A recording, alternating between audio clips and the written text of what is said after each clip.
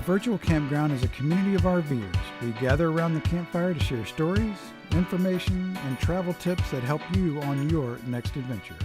Your camp hosts, Deborah and Barry Benton, are full-time RVers in search of quaint bookstores, cozy coffee shops with great Wi-Fi, and epic photography opportunities, all to share with you.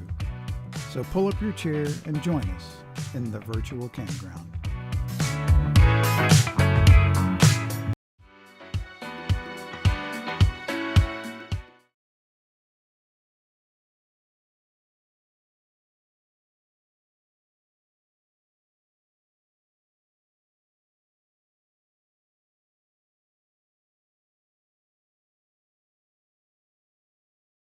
Check 1 2, check 1 2. Okay, now we have sound.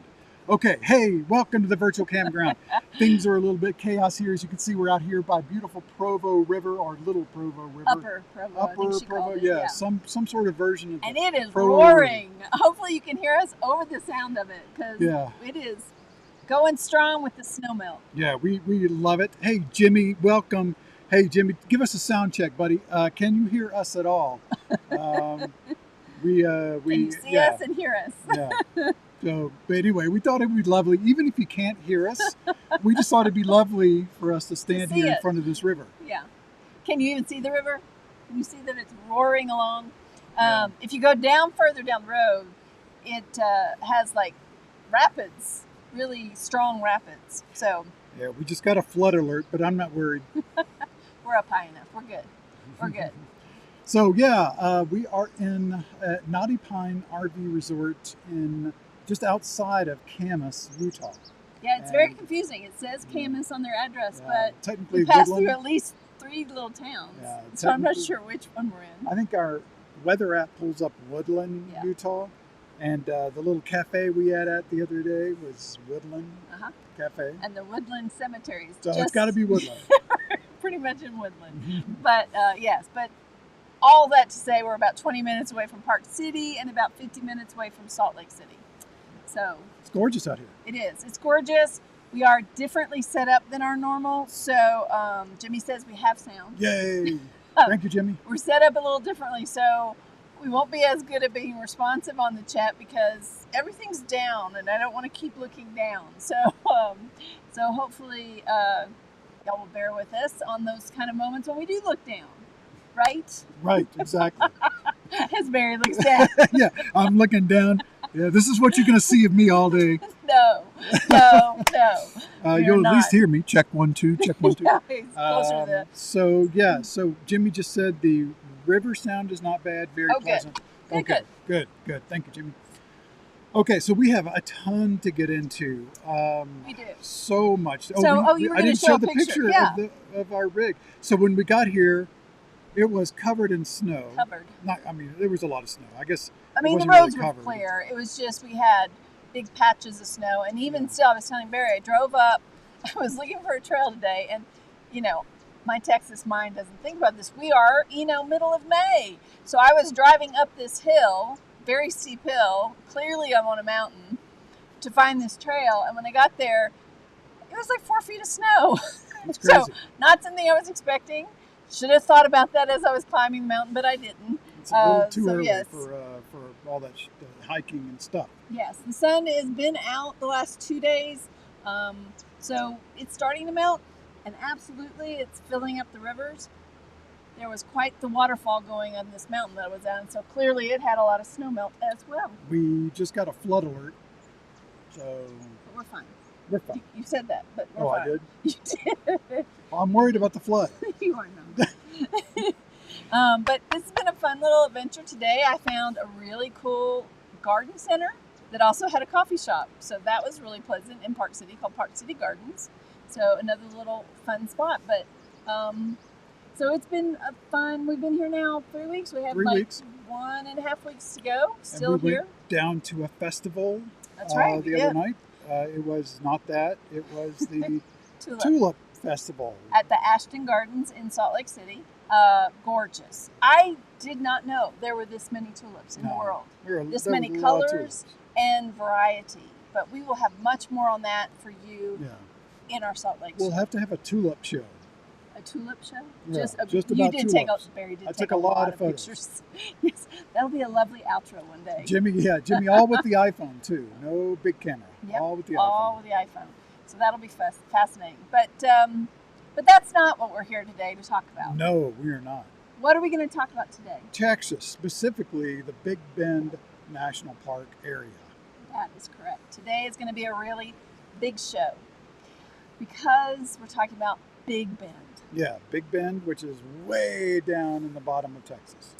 It's a beautiful national park. Doesn't get visited all that much, but it is gorgeous. You see the map there. It's way See that little down the green corner. spot on the corner there, the elbow of Texas. Even Texans probably couldn't tell you exactly where it is. A lot of Texans don't ever go to it. No, exactly. And it is about 412 miles west of San Antonio, 292 miles south of El Paso. So we're talking really far away It's way down there. most of where people live. The closest big city is Alpine, Texas, to Big Bend. That's probably one of the best places to get your groceries when you're coming into that area if you're not coming in with them. Because when you get to the Big Bend itself and are near Terlingua, there is some grocery shopping there, but you don't really want to do a lot of your grocery shopping there. You want to get it before you come. Yeah. And since you have a refrigerator you're coming with, highly recommend that that's what you do. Right?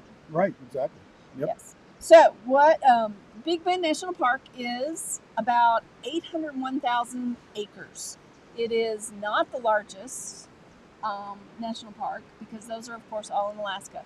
It is only the 15th largest. Even in the continental, it's the 7th largest national park. But at 801,100 acres, you're not going to see it all in one trip. It's a big place. It's a very big place. And we saw a good portion of it, but clearly not all of it. It's got 3 distinct areas. There's the Ross Maxwell Scenic Drive area, the Chisos Mountain, and then the Rio Grande Valley area. That's the part we didn't get to on this trip, but you have visited before in other trips. Yep. But the 2 major areas and the places we would tell you if you only have a limited amount of time where you should spend your time is the Chisos Mountains and the Ross Maxwell Scenic Drive areas. Don't you think? I think so. Yep. I think that's really the best places to go. The Big Bend National Park is named for Big Bend. the Big Yeah. Bend in the river. Oh, yes. The Big Bend in the Rio Grande. Yes, Yep. exactly. It does an actual 90% sharp turn. The river does. It is obviously what defines this national park is the Rio Grande River. About 118 miles of it separate Texas from Mexico. You can see Mexico from the border of the river, just as you're standing on the river. Yep. And it also protects a very large portion of the, let me think about this a minute. The little dogs are called Chihuahuas, right? The Chihuahuan Desert. I knew that I was going to have to stumble on that one. But we have a good portion of it in Texas, and we protect it with the Big Bend National Park. Of course, the other portion of it is in actual Mexico. The other fun fact about Big Bend is it has the only national park to have, do you know? Well, it has, I don't know if this is what you're going for, but it's the only one that has an entire mountain range within the park. Exactly. Which I find fascinating because you would think Grand Teton National Park would fit that category, but I guess not. No.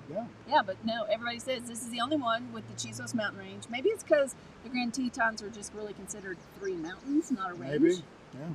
Maybe And there bigger. is more to the range. They're just the 3 named, or really it's just one that's the Grand Teton. I think I have a picture of, there's the road leading into the park. That's the Chisos Mountains there. Mm-hmm. The other really fascinating part about Big Bend, and you've got a really awesome picture of the sky, is it's the darkest sky, it's designated darkest sky in the continental, the lower 48. So yes, I've got a picture somewhere. I have no idea where it is. There it is, Milky Way. Oh, Milky Way. So yeah. Oh, by the way, you mentioned the other side that we didn't get to, which was the Rio Grande Valley area. This is a photo that David and I, when we did a hike on that side of things, that's Mexico right there. That's the river that runs through that area. we did a hike there, and it was really cool because I mean, obviously you see Mexico. We saw someone walking along the beach on the other side, and shouted at them, said hello, and then also there are little trinkets that you can find on the trail where they'll make handmade trinkets, leave them there, and you just put money in, take a trinket. It's their way of making a little money on the. Because it's actually illegal to buy anything Yeah. in the park. You Yep. can from the Rio Grande Valley walk across, not walk. You could take a rowboat over and be it actually in Mexico, and there they sell trinkets, and those are okay to buy. So But- this is the Milky Way shot. You were talking about the dark sky. Yep, So, very dark yeah, skies. This is technically over in Terlingua, but the same concept. Yes. And then the other interesting thing is there was a study recently. Big Bend was named the 7th best national park based on its diversity, biodiversity, its affordability, and the crowds. Because, as we've mentioned, it's really hard to get to, so it is not one of the most visited national parks. Though that said, their visitation has gone up like 50%. So they now get about 600,000 visitors a year. Nothing compared to the Smokies or the Grand Tetons or Yellowstone, but it is growing. And I think it's one of the reasons that one of those things that came out of the pandemic, more people said, where are we going to go? And Big Bend was in their backyard, so to speak, for the Texans. So they've discovered it. And we found that. We were there in mid-February to March. And when we first got there, it was pretty empty. Yep. But by the time we were leaving, spring breaks in Texas had started, so we were seeing more and more people. Yeah, it's one of those parks that popular at spring break, popular all throughout the winter to some degree because it is the desert, as you mentioned. Yeah. And so there could be a 20-degree or more swing between being up in the Chizos Mountains at the lodge or doing one of those hikes, and then you drive down into the desert, and it could be 20 degrees hotter. It could easily be 105 down there, and much more cool and pleasant up in the mountains. Right, so most people do visit the Big Bend area between, say, October and April, because it does start to get very warm in that area. Obviously, it's Texas, plus it's a desert, so in the summer it can be 105 to 110, which can be kind of dangerous for some people.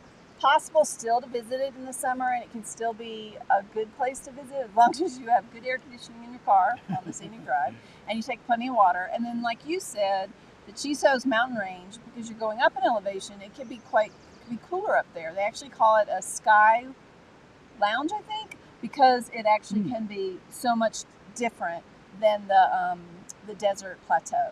So yeah, it is interesting. That said, it also gets really popular. When it gets popular those times, those bookings up in the Chizos can really fill up. Yeah. And There's very limited lodging up there. very limited lodging there. And the campgrounds, there are campgrounds within the park, but I think they would be really 10 RV spots where you could come in and not full hookups, no sewer, but water and electricity. But she also rents out retro vehicles, I would say. And I say that because she definitely had some Airstreams, but she also had a few unusual things. Yeah, there's a bus they're restoring and a Willie Nelson bus. I don't know if they do the Willie Nelson bus. It looked more like decoration, but she had some interesting properties there and a little cabin or two. And she had a little petting zoo almost kind of thing. Oh my gosh, she had so many animals. She had a whole poultry farm. She had turkey and a tom turkey that got kind of aggressive, and a lot of ducks and hens and different things. And then she had those donkeys. She also had one spot that was a boat that you could rent. This boat, and I can't remember now, that she had a really cute name for it.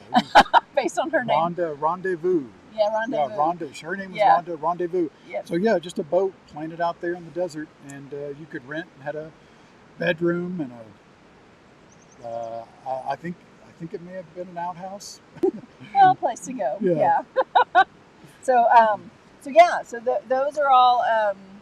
It's a good spot to stay, but it is a drive. It's a good 40 minutes from the entrance, plus a very long drive down the road to get to the retro. Once you turn off the 118, so you have to. I highly recommend it as a spot, especially if you like privacy and you want quiet. But like I said, you have to then drive. And not only do you know, an hour more to get to the entrance, but then, of course, you're going to do a lot of driving once you get in. Yeah, and it might be, you know, if we had done this differently, we might have stayed a couple of weeks out there. We would have stayed closer, done some intense Big Bend stuff, And then, get in and out of the park, and then go out there to relax and that was probably not good. drive as much. Yeah, that's probably right. The other campground that's in the park, Rio Grande area, has a private campground within the park as well, the Rio Grande campground. So that one might have a little bit more room in it. We didn't get out there, like I said, to see it, so I don't know. So let's talk about what you should do once you get to Big Bend. Yeah?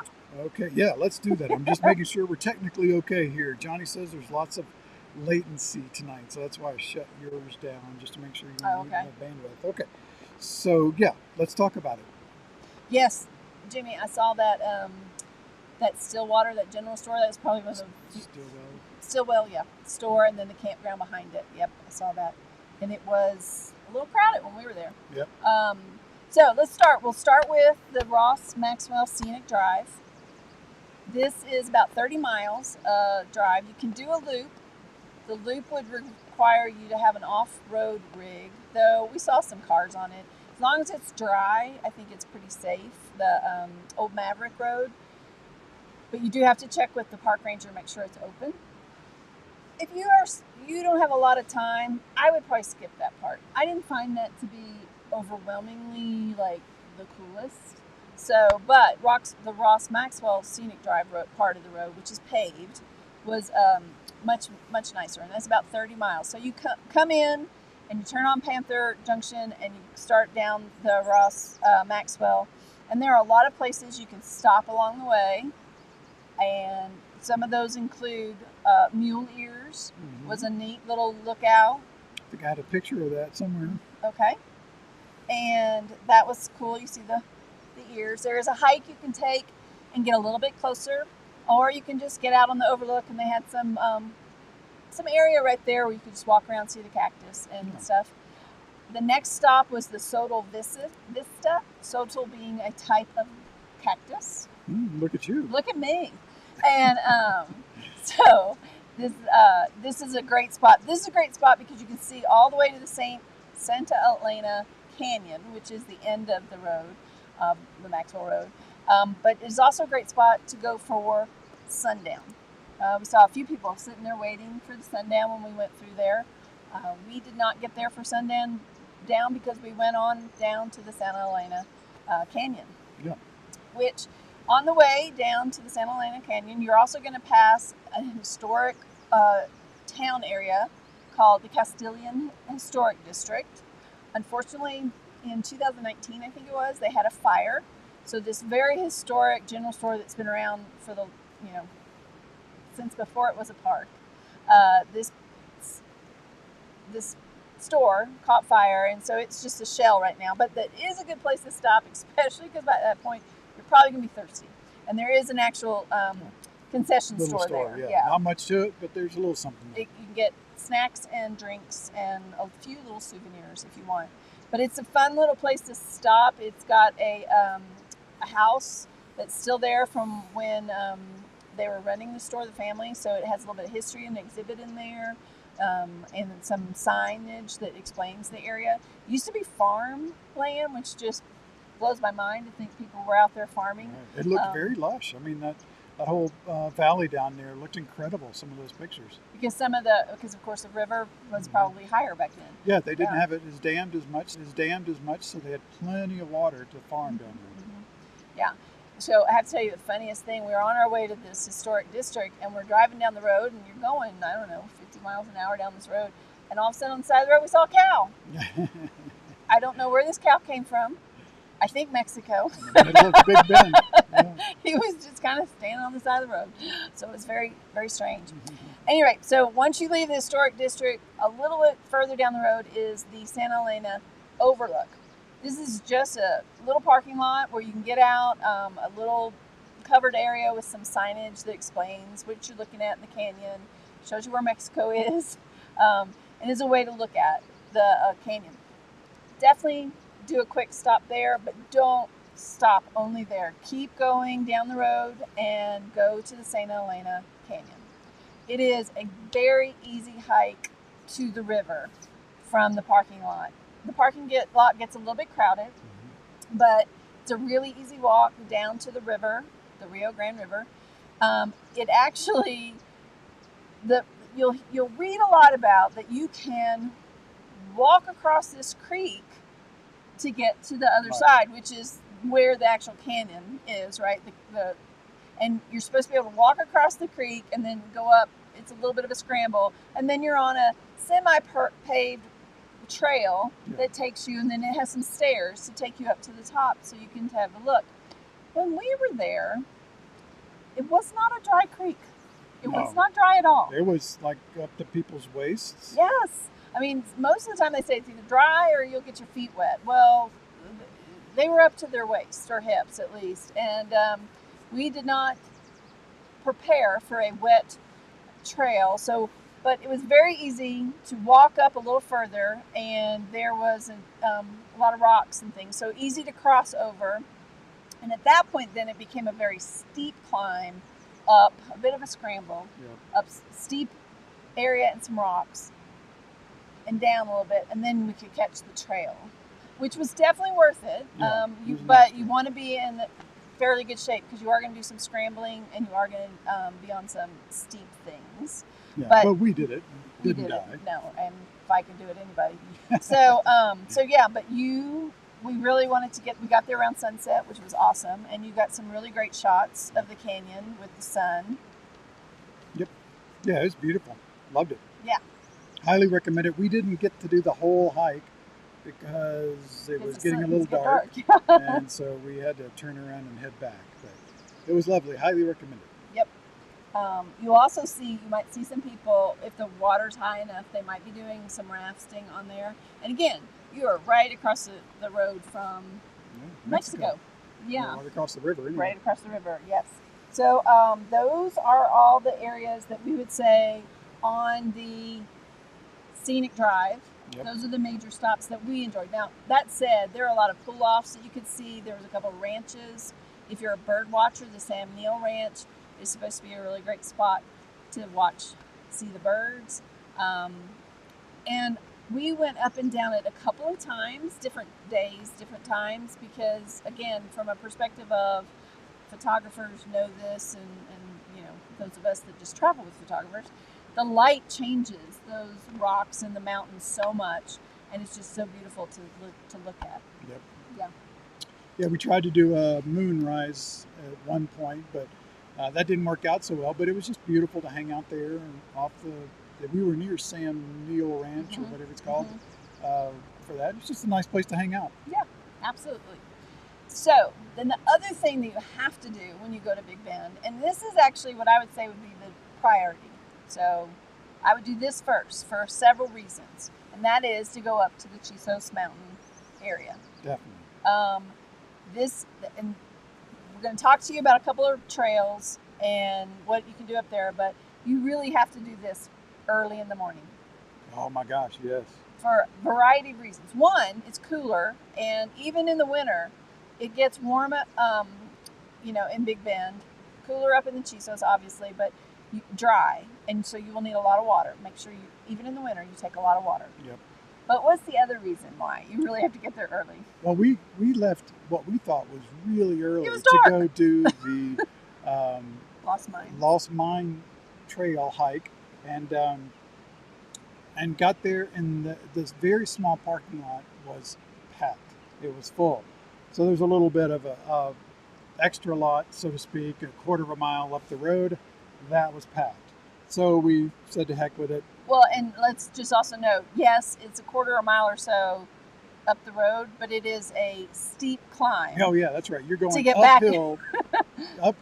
You're walking uphill to the road, and then once you get to the trail, the first half a mile is a pretty steep.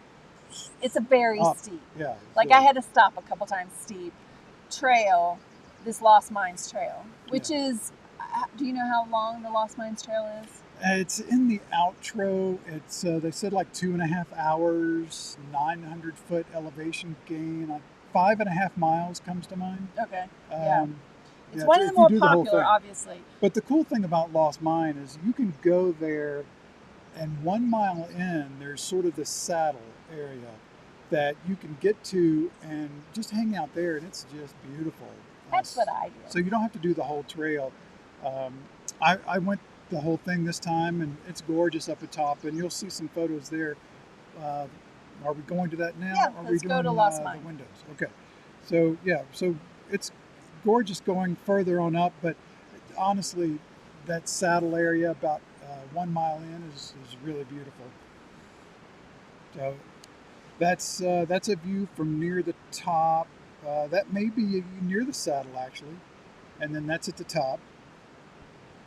And I'll that's have at to the post top. some pictures I took from where I was because we were there really early. Really, it was sunrise. Yep. So it was fascinating for me. I hung out up there. There's actually a bench or two over there. There's also a really cool rocky area. You can just sit on the rocks Yep. and watch the sun come up. So I got some pretty pictures, I thought, and didn't have to go all the way to the top. Yeah, it's gorgeous. So highly recommend it. Yep, it's really nice. But the parking lot is really small. So you really, like when we say early, you have to be there when it's dark. Yeah, you'll notice in the outro there's a little time lapse of our drive-in the first day, and there's a little bit of light in the sky. You can tell it's early morning, and that's when we were going to Lost Mine, and we just drove right past the parking lot. The next time you see the time lapse in the Jeep, it's really dark. I mean, the sun is 30-45 minutes. To do the whole window trail, which in hindsight, Was an excellent idea. I'm glad I did it. I am absolutely glad I did it. I wish we had been there earlier to get started. Earlier in the day. Earlier in the day, Yeah. because it was quite, by the time we were coming back and the elevation there was 1,000 feet. I think it was Yeah, 1,000 somewhere in feet elevation coming back up. It was pretty warm. That said, you can also kind of cheat it. So the worst part, the steepest part, is the beginning, where you're going from the lodge area down to basically the trail. There is a campground down there that you could park at and start there. Then you miss that whole going literally straight up. It's also Not interesting. literally straight. I felt like it. You're going back and forth. It's like when you're skiing and you have to go back and forth because you won't, lose control. It was also interesting. They had park rangers right at the top of the trail, and they were checking us. Yeah, How it was much almost water like do you have? passport control. It They was. were really. They were like, "How much water do you have? That is not enough. Go get some more water." Yeah, we had to go back. We had to go to the concessionaire and the little store there and buy more water. And the people, you could tell who had come on from the campground because they had one bottle of 16 ounces of water. That's it. And that I drank every bit of the water that we had. Oh yeah, we could have used more. Yeah, we could have. But it is absolutely worth the walk. It is. Once you get off the steep part, it's not a bad hike until you get really close to the windows, and at that point it becomes a scramble. And a scramble, I have to sit down and put my feet down and get onto rocks and stuff like that. And then there's a little bit of stairs even at the end, but the amazing windows. Yeah, it's pretty. It's Yeah. really worth it. It's a little difficult to get to, but it's really worth it. It's Yeah. a lot of fun. It's a different kind of hike and a different kind of end. I mean, that you look maybe 10, 15 feet off behind it, right there behind us, it's a solid drop off to the desert floor. And then what we're standing on, it was almost like it was fake. It was polished. Yeah, very polished. Very rock. polished. It had some what they call bathtubs in some of the hikes, where it's been worn out by the water and people were sitting, and some people were getting extremely close to that edge. But it was very slick and shiny, so also slippery. So you would want to be really careful, especially if it was wet, which wasn't when we were there. No, thank God. Yeah. But it's a great hike, like I said, except for that Yeah. portion that it is 1,000 feet elevation gain. Not my normal gain on hikes. So that's my big hike for the whole year, and you'll hear me say it probably that I did it. So those are two areas that those two hikes are great if you're. But even if you just do the window view, it's got some neat interpretive stuff near it, and you'll be able to see the trail and the amazing just prettiness of the Chisos Mountains. They're just really they're different than other mountains, and I'm sure it has something to do with the desert, but they are really pretty amazing to look at, and especially if you're there during sunrise or sunset because of just the change. Just even going up Lost Mine, and you had told me this, and so I was being very mindful of turning around and really looking behind me because there was, a set of cliffs and rocks on the other side too, and just having that full 360 view and remembering to look behind me. So the other reason it does get crowded, like we said, that one parking lot, but the whole parking lot, it's a very small parking lot by the lodge. We actually, as we left, noticed they were metering people coming up the road. Yeah, that's right. Yeah, that main road that goes up into the Chisos Mountain Lodge, they were already holding people, and it was like 10:30 when we were coming out of there.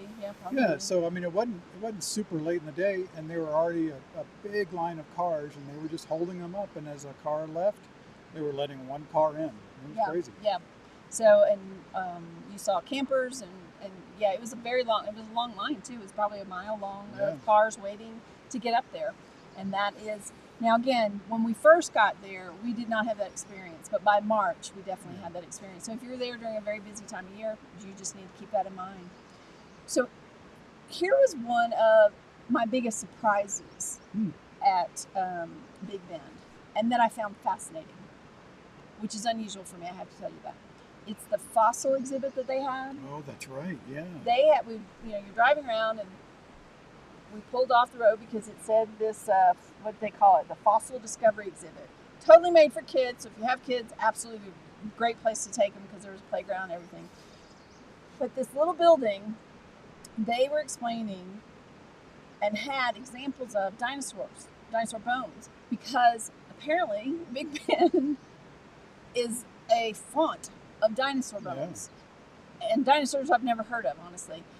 And it was fascinating because they also had they did such a great job of explaining to you each of the ages and how, it started out where Big Bend was completely covered by water. And then they show how some of the water went away and then more. And then you could start to see how Texas got formed. And then this is probably the first time in my many, many years of truly understanding all these ages. The way they did it was just so well done that it made me better understand dinosaurs and all those ages. Yeah. If you believe dinosaurs. If you believe dinosaurs, which if you don't, go see this because I think you might get a little convinced. They had some enormous heads and thighs and it was just crazy. But it was truly something I wasn't expecting, and that very cool. Yeah, it was very cool. And I've read since then that paleontologists love the Big Bend, but they're also confounded by it because apparently they find these dinosaur bones and they find these pieces in so many places that they shouldn't be in Big Bend. They say it's like it's almost as if it sounds to me like maybe it happened here, and then because of the way the desert moves or the way things happen, they just moved around or something. Interesting. It was really interesting. Where we didn't make it to like Rio Grande. Now you have some pictures from the Rio Grande Rio Grande Valley area, right? Yeah. Yep. And but we didn't make it. Now, if we went back, I would want to go there. Specifically, I'd want to go to the Ernest Tinahau, Tinahau, something like that. That's it, Tinahau. Yeah. I always get my emphasis on the wrong syllable. But because there's some slot canyons there that look really cool. There's you can actually go. There's some swimming holes that people have used in historical times, and I think you can still get in there. It's also an area that has a hot springs that people can get in, and it's also the spot where if you want to go across the river to Mexico, you can do that as well. Yep. Do you have those pictures? That's the only one I've got. And the other one I showed earlier that when David and I did our hike, but this is going off into that direction. It's just a different look and feel to that part of the park. Mm-hmm. Yep, absolutely. And the other spot that we didn't make it to, and another hike I would have liked to have made, it's about a 2.2-mile hike to the Balanced Rock, which is really cool looking rock formations out in the middle of the desert. But at a certain point, I got really tired and it was hot. It was getting hot, and that was just not going to be on my list to be that hot. One of the drives we did a lot of drives. Some of the roads were pretty decent, some of them not so decent. One that we did that for me was a bust was the Dagger Flats Road. Yeah. So you'll read about Dagger Flats and how when the yucca are blooming, which was around the time we were there, it looks like just a big field of candles. And I don't know if we caught it the wrong day, time, or whatever, but it was just a bumpy dirt very road. bad road. Yeah, a bumpy dirt road, and the yucca didn't look amazing. So, but we saw yucca that were beautiful. I mean, they Yeah. were in full bloom with the full white head. You have a picture of a close up. I did, yeah, I showed that earlier, but yeah, I'll try to find but it. Gorgeous when they're fully flowered, and it was really neat because in this we actually saw at our campground. I thought those were prettier than the ones we saw at Dagger Flats because we saw them when they had the bulb before it actually started opening, and then could watch it as it opened and started to flower all the white of it. So, and then as it started to get brown again. So it was kind of fun to watch that while we were in the campground, just kind of go from beginning to the end. Okay, so that is our top picks for in the Big Bend. Yep. Outside of Big Bend, there's another scenic drive called River Road. It goes all the way up to a city that's name has just escaped my head. But you go up through you'll actually go up through the Big Bend State Park. So you have this Big Bend National Park. You also have, very conveniently located near to the national park, a state park. And it's the largest state park in Texas. Big Bend Ranch State Park. Yep. And another spot to do some great hikes, some horseback riding. We actually went out to it and got in a canoe. Yep. Big Bend Ranch State Park is not as developed as Big Bend National Park, so it's a great place to go if you want to get a little bit more into nature and do some hikes that are not as improved as the hikes in Big Bend. Yep. But yeah, we did a cool canoe trip. We wanted to do rafting, but the water was not high enough. So we did a canoe trip, and the canoe trip, because again, the water wasn't high enough in the national park, we started in the state park and went down a couple miles. This was really fun. It was actually kind of funny. A couple of spots where we were hitting bottom. Yeah. And one place he had us pull out and walk around a little bit, and he's like, "Okay, you're in Mexico." Yep. We were in a little right outlet. here, I believe. Yep. We were standing in Mexico. We were standing in Mexico. The United States behind us. Yeah. So that was kind of fun. The canoe ride was really fun, really pretty. Saw some neat birds and some turtles. Lots of turtles. Lots of turtles sunning themselves. So that was fun, and we had a small little rapids excitement, which was also fun. We sadly some of the people in the canoe had tipped over. We did not tip over. We got stuck once, but we didn't tip over. So I lost my hat, but the guide went and got it for me. Thank goodness that hat. So yes, if you were with us in what island is that?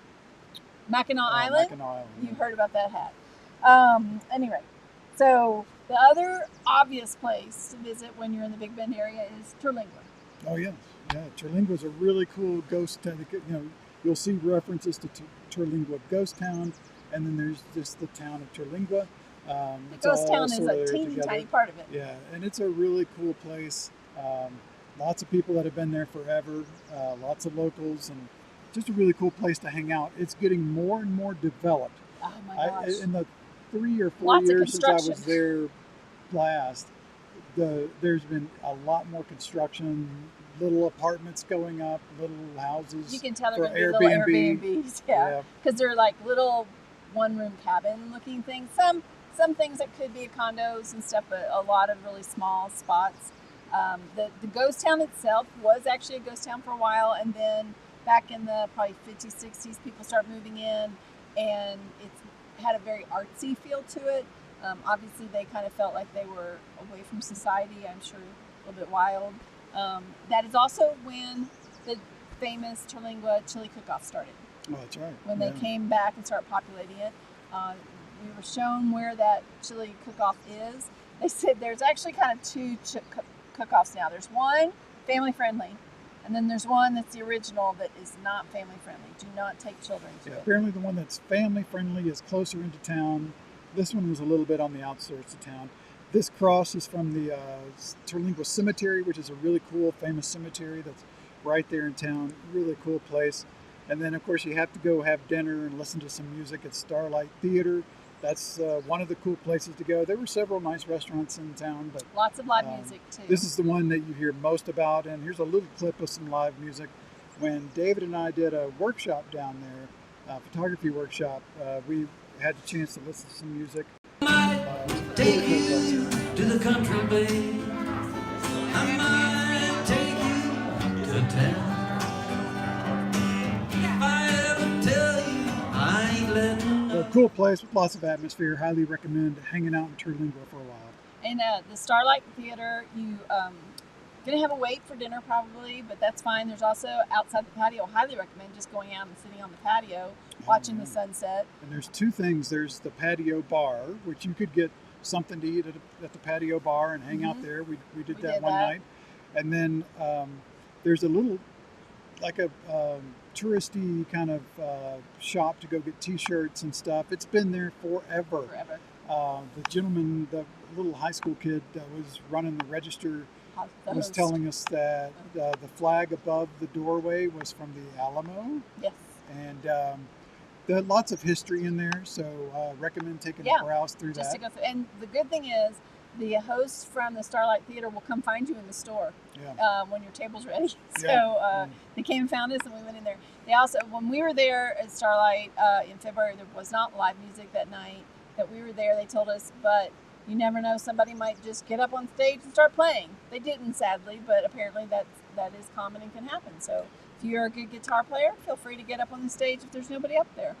There's a little artist's gift shop that's a few feet away from the Starlight Theater, and has some really neat local artists and some from Mexico. Highly recommend taking a browse through there. We picked up a couple of things from that shop. Yeah, it's really pretty things. And then on just the other side of that of that art shop is a coffee shop that also you can get breakfast, and I don't think you can get dinner, but definitely lunch. And it's called, Milagros, but I think that's the bed and breakfast side. It's hang on. If you search for coffee shops in Terlingua, it'll pop up. Milagros or something? Pocamas. A little more. Y Pocamas. That's the coffee shop area. But really, there's a barbecue place there that is supposed to be really good and has live music. We went to another restaurant, had a great patio, great, again, live music. So really can't go wrong. You don't have a lot of choices, so really, if you want to eat out. But it's a lot of fun. Definitely worth going and at least having a beer and hanging out. So, what else? That looks like all on my list. Okay, then the other thing is, so we've taken care of Big Bend. Yep. Big Bend Ranch State Park. Bend, yes. But now you're going to leave Big Bend. But on your way out, make sure to go through Marfa. And why would they want to go through Marfa? Well, it's a cool sort of artsy town. But the reason I wanted to go that direction out was I wanted to go by I've got it here, the Prada store. So they have an artist, it's an artist installation, and he actually got product from Prada. So there's actual real product in here. Like $40,000 worth of product. There's no working door. And he actually built it as sort of a statement on retail. So he wanted to build commercialism and so he wanted to build it in a way that it would erode. Just fall into the desert and it would just fall apart. Well, it got so popular and it actually got vandalized, and they had to do some things because it was getting so popular to protect it. So now it's got security cameras all over it, and it's built now much more stable. So it is there forever. Yes. But it's a cool place to just go drive by and take a snapshot. We saw some, I'm sure they were Instagrammers or TikTokers or whatever, doing little some routines outside routine, of it. yeah. They all did the exact same thing, so we knew it was something trending on TikTok. It was Or cool. I think what it was I think Beyonce's been there, and I think it's what she had done or something. Anyway, The other reason to go to Marfa is because of the famous Marfa lights. yes. Now we stayed at the Marfa lights viewing, and that's not it. Oh, did I not put it?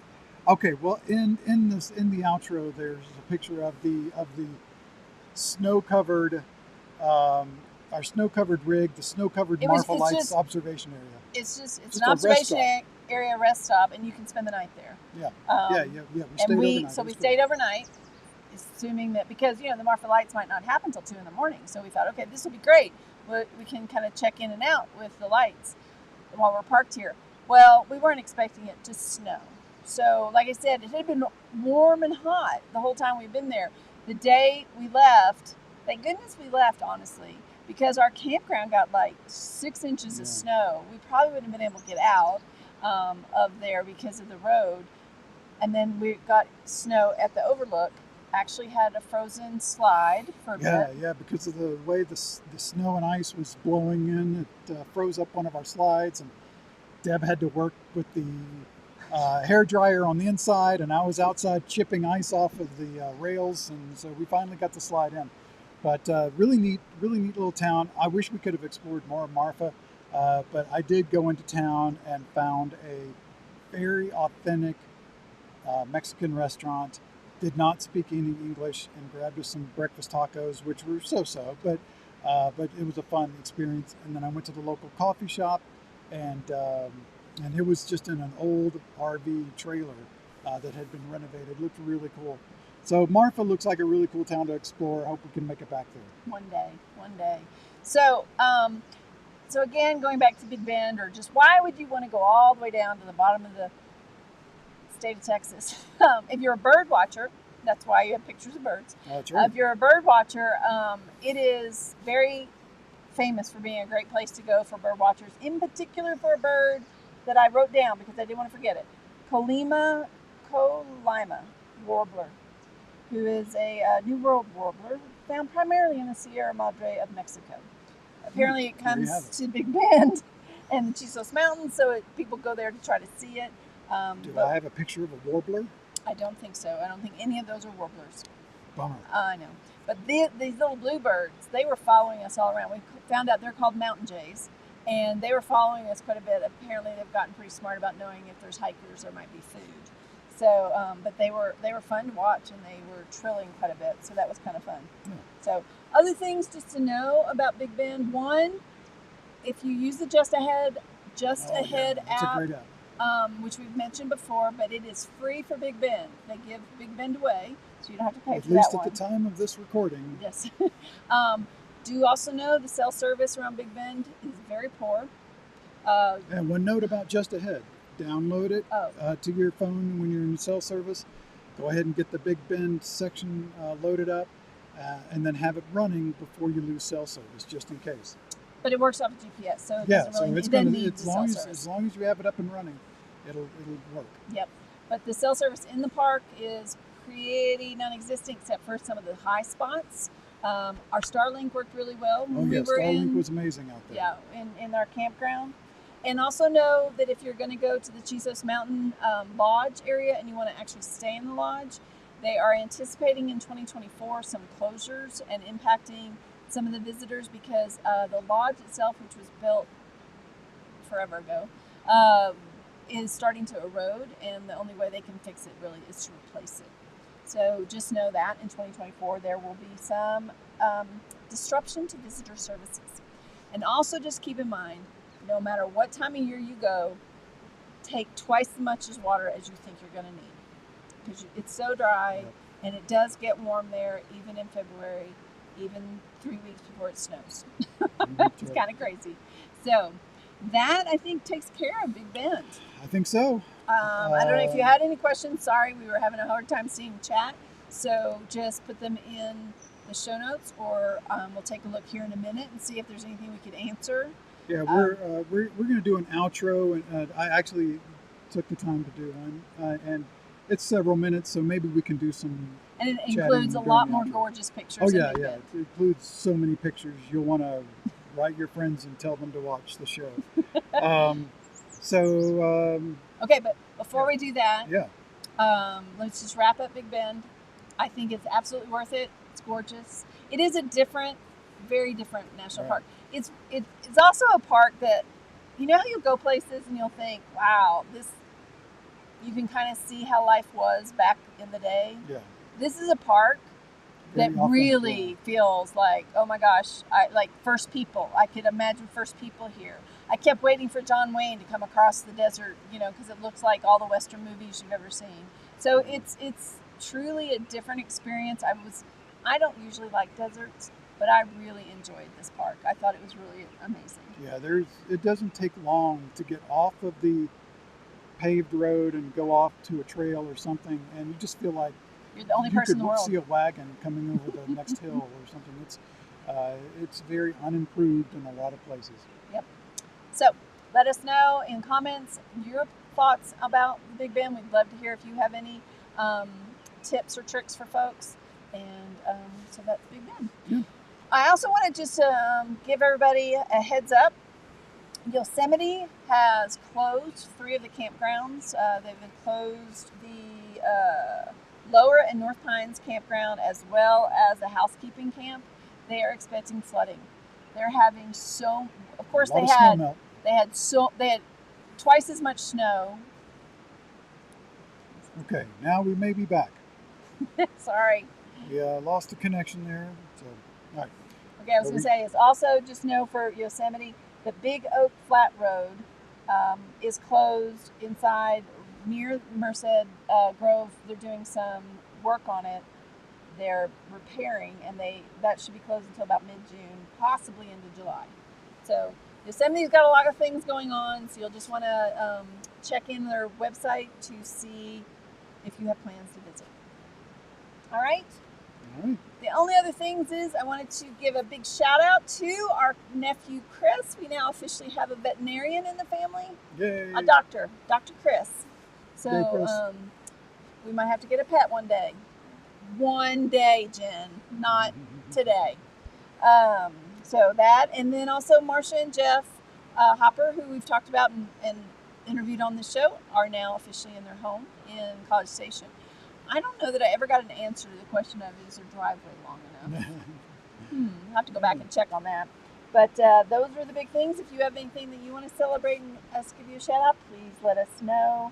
Otherwise, we hope you have a great week, and please make sure you tell folks about us so they can find us on YouTube or our website or any of the other places where you find the virtual campground. That's right. And one final plug not final plug. Not We'll final. probably talk more about this, but finally, as far as this show goes, Camp Carpe Diem coming up in the Kalispell area. We're going to be near beautiful Glacier National Park, September 28th through October 1st. Go to campcarpediem.com and get your tickets. We're going to have a good time there. All right. All right. Anything else? I think that's all I got. Okay. Thanks for being here. Can't wait to see you in person sometime, but until then, we'll see you in the virtual campground. See you around the campfire and enjoy the outro.